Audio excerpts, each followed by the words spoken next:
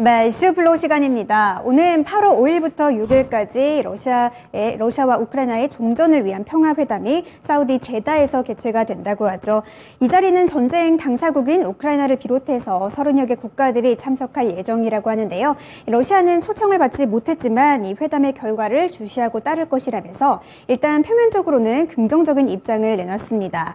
러시아는 지난해 2월 우크라이나 침공 이후 일방적인 휴전 조건을 내걸면서 관련된 국제회의에는 모습을 드러내지 않고 있는 상황인데요. 한편 서구권 외교관들에 따르면 이번 평화회담의 장소가 사우디로 선정이 된 것은 최근 사우디와 밀접한 파트너십을 맺고 있는 중국이 러시아와의 긍정적인 교류의 역할을 하는데 도움을 줄 것이라는 기대감이 반영됐기 때문이라고 합니다. 러시아와 사우디 같은 경우에는 세계 원유 생산국 각각 2위와 3위를 차지하고 있는 국가들인데요. 오펙 플러스 23개 회원국 중에서도 가장 큰 영향을 미치는 두 국가로 알려져 있습니다. 사실상 이 두 나라만 생산량을 통해서 가격을 조정하고 있기 때문에 다른 나라들은 들러리 역할을 한다고 해도 과언이 아닐 정도라고 하는데요. 유가를 형성하는 데 이렇게 밀접한 관련이 있는 두 국가라고 합니다. 지난해 사우디는 원유 감산을 통해서 고유가를 유지하려고 했고 이 같은 사실에 백악관으로부터 러시아를 돕는 것이 아니냐는 비판을 받기도 했었는데요. 때문에 올해부터는 우크라이나 전쟁 포로 협상을 중재하는가 하면 올 5월에 열렸었던 아랍 정상회담에 우크라이나의 젤렌스키 대통령을 초청하기도 하는 등 우크라이나와의 외교에서 더 큰 역할을 하려고 노력을 하는 중이라고 합니다. 그렇다고 사우디가 러시아와 더 사이가 좋은 것이냐 하면 그것도 아니라고 하는데요. 일단 두 나라는 기본적으로 체제와 종교적으로 공통점이 없는 다른 나라인데다가 러시아가 올해 합의한 원유의 감산 사항을 제대로 이행하지 않으면서 러시아와의 관계가 더 좋다고도 말할 수가 없는 상황인데요. 이 양 국가 간에 있어서 밀접한 관련이 있는 사우디가 이번 정상회담에서 중재적인 역할을 잘 할 수 있을지 시장에 관심이 더 모이고 있는 이유 중에 하나입니다. 여기서 오늘의 이슈까지 함께 보시죠. 네, 오늘의 이슈입니다. 러시아와 우크라이나 전쟁, 가을엔 종전인데요. 종전에 대한 기대감이 다시 한번 피어오르고 있는 시장이죠. 재건 관련주들에 대한 기대감도 있을 텐데 김영일 전문가와 이슈 플로우 통해서 관련주들 흐름까지 함께 살펴보시죠. 네, 자 이제 주도주들의 움직임이 약간은 좀 둔화되는 가운데 오늘 수면 밑에 깔려 있었던 다른 이슈들 김영일 전문가는 하나 둘 계속 챙기고 있는 현 시점입니다. 자, 오늘도 함께 해보겠습니다. 전문가님 안녕하십니까? 네, 반갑습니다. 김영일 전문가입니다. 네, 자 오늘은 러시아 우크라이나 전쟁 쪽에서 이제 종전 되냐 안 되냐 이쪽으로 이슈를 좀 잡아주셨는데요. 세 가지의 플로우로 보도록 하겠습니다. 자, 첫 번째 푸틴의 나토 회원국 방문 관련해서 원래 안 가고 싶겠죠. 자, 그 다음에는 이제 관련주들 흐름, 앞서 말씀 들으셨다시피 재건주라든지 이제 이런 흐름들이 어떨지, 그리고 앞으로의 투자 전략까지 연결해 보도록 하겠습니다. 진짜 그만 좀 싸웠으면 좋겠다, 좀 이런 생각이 드는데요. 관련해서 첫 번째 플로우부터 들어보고 싶습니다. 네, 일단은 이번에 해볼 이야기는 우크라이나와 러시아 전쟁에 관한 이야기입니다.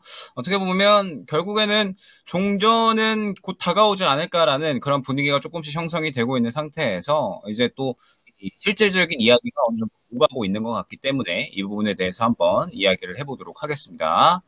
자, 일단 앞서서 말씀을 해주셨던 것처럼 지금 현재 이제 5일부터 6일까지 사우디아라비아 제다에서 30개국 고위 관계자들이 모여서 우크라이나 평화를 위해서 종전 방안을 논의하는 이런 이제 회담을 연다라고 이야기가 나왔습니다. 그러면서 이 회의에는 러시아는 일단 제외가 됐죠. 그러면서 우크라이나, 미국, 영국, 유럽연합 등등 해서 서방 주요국들과 브라질, 인도, 인도네시아, 이집트 등등 30개국이 초청을 받았다라고 생각을 해주시면 될 것 같아요. 그러면서 이제 우크라이나 측에서는 계속해서 이제 이 흑해 공무 협정이 파기가 됐잖아요. 그러면서 계속적으로 러시아가 지금 현재 전 세계적으로 피해를 끼치는 부분이 굉장히 좀 크다. 그렇기 때문에 지금 현재 상태에서 피해를 끼치는 부분에 대해서 계속적으로 이제 종전을 해야 되고 평화회를 개최를 하면서 우크라이나가 유리한 방향 쪽으로 이제 어느 정도 협상을 하려고 하는, 그러면서 이 협상의 우위에 설 수 있게끔 다른 나라들을 끌어들이는 이러한 형태다라고 생각을 해주시면 될 것 같습니다. 반면에 러시아 같은 경우에 푸틴 대통령이 이제 러시아하고 아프리카와 정상회의를 열었죠. 아프리카 같은 경우는 최근에 불만이 상당히 강할 수밖에 없었습니다. 왜 그러냐라고 하면 아프리카 같은 경우에는 지금 현재 흑해 곡물 협정 파기에 따라서 또 피해를 직접적으로 받는 국가이기 때문에 그렇겠죠. 그러면서 아프리카가 이 부분에 대해서 상당히 좀 불만을 표했다라고 해요. 그러면서 러시아가 이번에 아프리카와 협정을 진행을 하면서 아프리카를 또 러시아 편으로 끌어들이기 위한 그러한 이제 정상회의를 펼쳤다라고 생각을 해주시면 될 것 같습니다. 그러면서 푸틴이 뭐라고 이야기를 했냐면 우크라이나가 계속 반격을 하고 있는데 어떻게 우리가 먼저 총부리를 내려놓을 수 있겠느냐라고 이야기를 했어요. 즉 자기네들이 총을 들어놓고 우크라이나가 반격을 하니까 우리가 먼저 총 내려놓을 수 없다라고 이제 이야기를 하는 거죠. 그러면서 지금 현재 이 러시아와 우크라이나는 서로 계속해서 공격 중에 있어요. 지금 이 젤렌스키 이 우크라이나 대통령은 러시아의 곡물터미널 포격에 대해서 이제 계속적으로 방공망을 강화하면서 그러면서 지금 이번에 러시아 수도에 대해서 또 직접적으로 드론을 통해서 타격을 했다라고 하죠. 그러면서 우크라이나뿐만 아니라 러시아 같은 경우도 지금 계속해서 공격을 하고 있다라고 생각을 해주시면 될 것 같습니다. 지금 다시 한번 이번에 또 이 항구 쪽에 이 타격을 가하면서 계속해서 이제 이 곡물에 대한 위협을 가하고 있다라고 생각을 해주시면 될 것 같아요. 즉 지금 현재 양 나라는 어떠한 상황이냐라고 하면 지금 계속적으로 이제 양 나라가 종전을 원하고 있는 것 하거든요. 정전을 원하고 있는 것 같기는 한데 지금 먼저 총을 내려놓기에는 우크라이나는 지금 잃은 게 너무 크고요. 먼저 공격을 당했기 때문에 러시아도 마찬가지죠. 러시아도 전쟁이 빨리 끝날 거라고 생각을 했는데 계속해서 길어지는 상태에서 전 세계적으로 지지도 잃었고 지금 자국 내에서도 정치에 대한 어떤 싸움이 지금 계속해서 강해지고 있죠. 그렇기 때문에 사실 푸틴도 어느 정도는 이 전쟁을 끝내고 싶다라고는 생각을 하고 있을 것 같습니다. 그런데 지금 현재 양측의 이 의견 자체가 너무 다르다라는 거죠. 그렇기 때문에 지금 현재 협상이 계속해서 좀 미뤄지고 있는 거고 그러면서 러시아는 우크라이나를 계속 공격하고 우크라이나도 러시아를 공격을 하면서 지금 계속적으로 이제 체력전, 지지부진한 전쟁 상태가 이어지고 있다라고 생각을 해주시면 될 것 같습니다. 그러면서 이번에 이제 약간 조금 의미가 있다라고 생각을 할 만한 부분이 뭐냐면 이제 푸틴 대통령이 튀르키예를 방문을 한다라는 이야기가 나온 거죠. 튀르키예 같은 경우에는 일단은 나토 회원국입니다. 작년 2월 이후로 러시아가 처음으로 이 나토 회원국을 찾는 것이다라고 생각을 해주시면 될 것 같고 그러면서 이제 튀르키예가 어느 정도 이제 항상 이 중재의 역할을 해왔거든요. 그렇기 때문에 튀르키예에 방문을 하면서 이제 흑해 곡물 협정이라든지 혹은 종전에 대한 이야기들을 어느 정도 좀 진행을 하지 않을까라고 뭐 이야기가 조금씩 나오고 있다 생각을 해주시면 될 것 같습니다. 물론 이제 뭐 이 부분에 대해서 회의적인 시각도 존재를 해요. 어떤 부분이냐면 이제 이 브라질 대통령, 이 루이스 이나시우 룰라 대통령이라고 하는 이제 이 브라질 대통령인데 브라질 대통령 같은 경우에도 이제 우크라이나 전쟁과 관련해서 러시아가 또 항상 중재국의 역할을 자처했었거든요. 그런데 지금 이 브라질 대통령이 러시아와 우크라이나 간에 대해서 양쪽에서 다 지금 종전을 할 준비가 안 돼 있다. 지금 현재 이 양국이 원하는 부분이 너무 다르고 그러면서 지금 현재 전쟁도 지금 계속해서 지지부진하게 이어지고 있기 때문에 양국이 종전을 원할 때 다른 나라들이 함께 평화협상에 도달을 하도록 우리는 노력을 해야 된다라고 이야기를 하고 있거든요. 그러면서 지금 계속적으로 평화회의에 대한 부분들이 이어지고 있고 지금 8월 5일, 6일에 사우디 제다에서 열리게 되죠. 이 평화회의가. 그런데 다음 달에도 유엔 총회에서 젤렌스키 대통령이 또 회담을 또 진행을 할 예정이기 때문에 아마 우크라이나 재건에 대한 부분들은 지금 계속해서 시장에 이야기가 나올 수 있을 것 같습니다. 그러면서